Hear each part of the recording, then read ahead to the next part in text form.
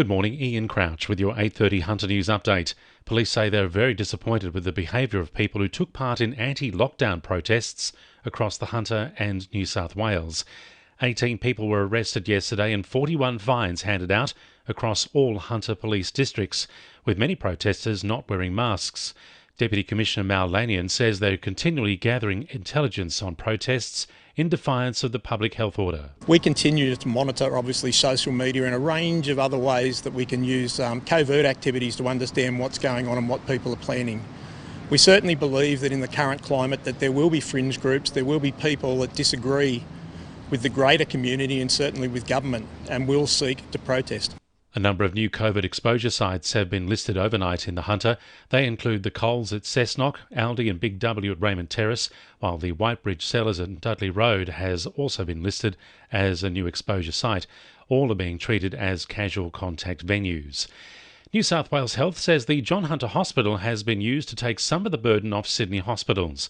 Dr Jeremy McAnulty has praised the Hunter New England Health District for stepping up and providing support. He says the state's health network is a strong one. And you've got a fantastic public health unit up in Newcastle. Hunter New England has been assisting across other jurisdictions within the state with many more cases.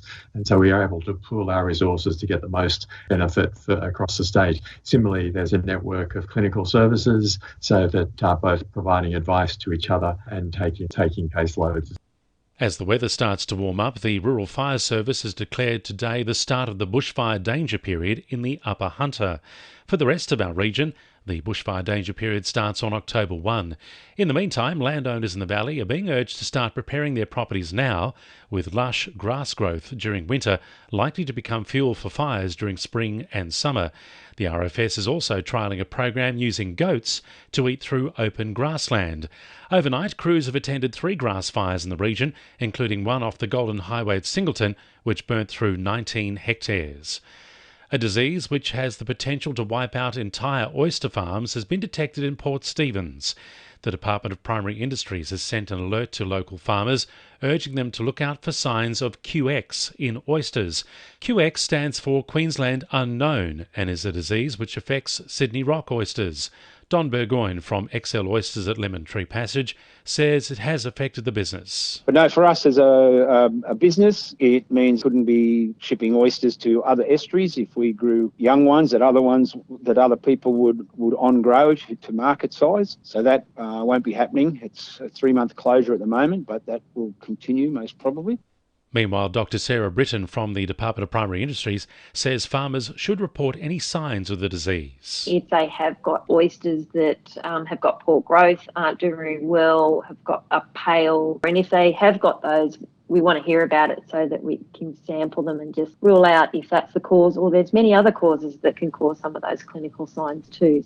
The developer behind the Trinity Point precinct in Lake Macquarie has revealed details of the 3rd stage of the project. Keith Johnson hopes to add a $720 million hotel and apartment development to the housing, restaurant and marina project already established at the site. The development features 6 hill-shaped buildings reaching 8 stories, covered with greenery to blend in with the natural environment. The plans for the 230-room hotel and 218 residential apartments replace the already approved plans for a 65-room hotel and 150 serviced apartments.